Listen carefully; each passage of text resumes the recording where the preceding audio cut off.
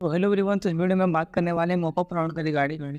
तो आपके माइंड में जितना भी डाउट आ रहा होगा कि आपका डॉक्यूमेंट रिजेक्ट हो गया, आप मॉपअप राउंड में एलिजिबल है या नहीं, आपने सीट एक्सेप्टेंस भी पे नहीं करा है, तब आप मॉपअप राउंड में एलिजिबल है या नहीं, या किसी यूनिवर्सिटी के द्वारा आपका डॉक्यूमेंट रिजेक्ट हुआ, या आप उसके जो भी एलिजिबिलिटी क्राइटेरिया है उसको आप मीटअप नहीं कर पाए हैं, या किसी कारणवश आपको फर्स्ट से लेकर लास्ट राउंड तक कोई जरूरत नहीं हुई, या आपने गलत चॉइस फिलिंग करा, या आपने रजिस्ट्रेशन ही नहीं करा, तो आप एलिजिबल है या नहीं है, इसमें आपका सारा डाउट रिजॉल्व हो जाएगा। इसका जो एलिजिबिलिटी क्राइटेरिया का फर्स्ट पॉइंट है, इसमें लिखा है no upgradation will be permitted in the mop up round select final round of possibility.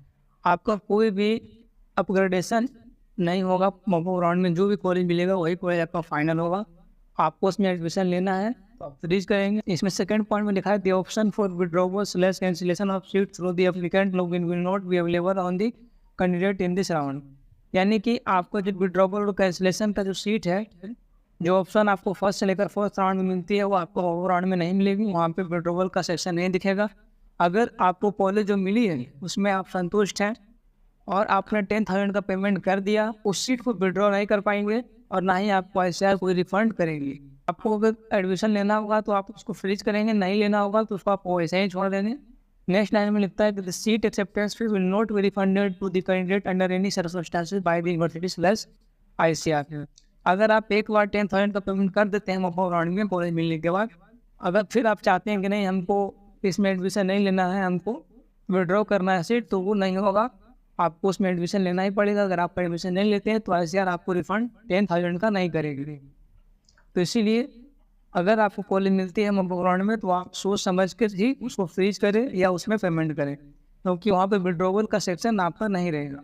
Next point में लिखा है कि दोज कैंडिडेट हु सेक्योर्ड 0 और negative marks CUET ICR 2024 exam conducted by NTA are not allowed to participate in the mop up round. मतलब ये हुआ कि जो भी कैंडिडेट को 0 या नेगेटिव मार्क्स आया CUET ICR में, वो मॉपअप राउंड में एलिजिबल नहीं है। फोर्थ पॉइंट ये है कि the candidate who already stand admitted slash had withdrawal their seat after allotment slash denied admission on the ground that they did not meet the prescribed duty requirement in the previous round 1 to 4 are not allowed to participate in the mock round। यानी कि जिस भी candidate को already college मिला है वो admit कर चुके हैं, वो मॉक राउंड में पार्टिसिपेट नहीं कर सकते हैं। या जिस कैंडिडेट को कॉलेज मिला था वो विड्रॉ कर लिया अपना सीट, वो मॉक राउंड में एलिजिबल नहीं है। या जिस भी कैंडिडेट को कॉलेज मिला था और उनका किसी कारण बस एलिजिबिलिटी क्राइटेरिया मैच नहीं हो पाया यूनिवर्सिटी से, वो भी इस राउंड में एलिजिबल नहीं है। तो फिर एलिजिबल कौन कौन सा स्टूडेंट है उसके बारे में देख लेते हैं। फिफ्थ पॉइंट में लिखा है कि any left over candidate who could not register for the first round of counselling are allowed to participate in the mock round slash final round of counselling by paying prescribed counselling registration fee of 500। यानी कि आपने CUET के form में ICR को fill up करा था, but ICR के portal पे आप रजिस्टर नहीं कर पाए थे, आप मॉक राउंड में एलिजिबल हैं।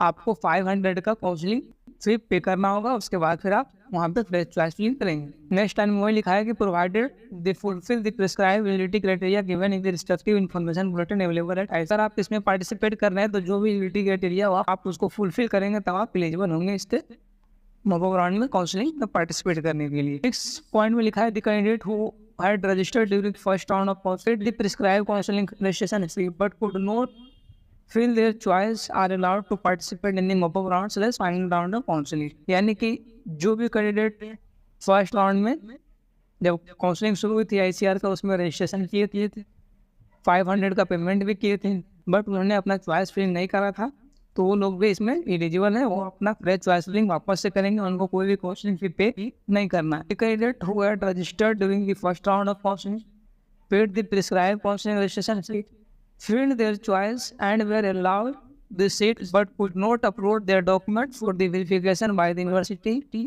paid the seat acceptance fee for the admission due to any reason, are also allowed to participate in the mop-up round slash final round of the counselling. यानी कि जो भी कैंडिडेट फर्स्ट राउंड में registration किए थे, 500 का payment किए थे, अपना चॉइस फिलिंग किए थे, बट उनको कोई अलॉट नहीं हुआ, वो अपना मॉपअप राउंड में भी पार्टिसिपेट करेंगे। साथ ही साथ अगर आपने किसी कारणवश अपने पोर्टल पे आपको कॉलेज मिला था बट आपने किसी कारणवश डॉक्यूमेंट अपलोड नहीं कर पाया था और यूनिवर्सिटी के द्वारा जो डॉक्यूमेंट रिक्वायर्ड जा रही थी वो आपने अपलोड नहीं करा था, तो भी आप इसमें मॉपअप राउंड में एलिजिबल है।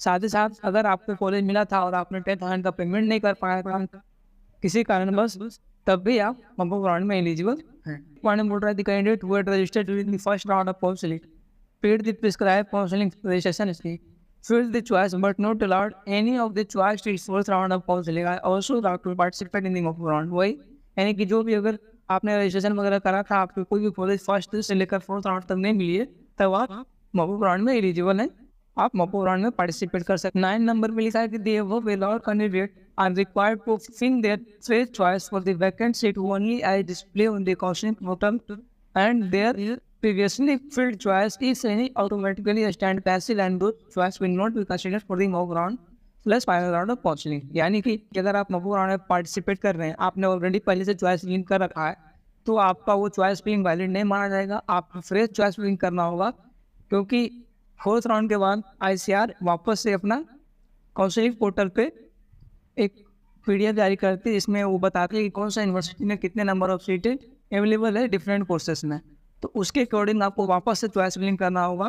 अगर आपका रैंक ज़्यादा है या ST ST OBC कैटेगरी से बिलोंग करते हैं या AWS कैटेगरी से बिलोंग करते हैं, तो वहाँ पे आपको एक प्रॉपर गाइडेंस के थ्रू काउंसलिंग करनी चाहिए, किस यूनिवर्सिटी में आप एलिजिबल हैं, किस में आप एलिजिबल नहीं हैं, कौन सा यूनिवर्सिटी का क्राइटेरिया क्या है, उसका एज एलिजिबिलिटी क्राइटेरिया क्या है, उसका सब्जेक्ट ग्रुप एलिजिबिलिटी क्राइटेरिया क्या है, अगर रैंक ज़्यादा है तो किस तरह से चॉइस फिलिंग करना चाहिए।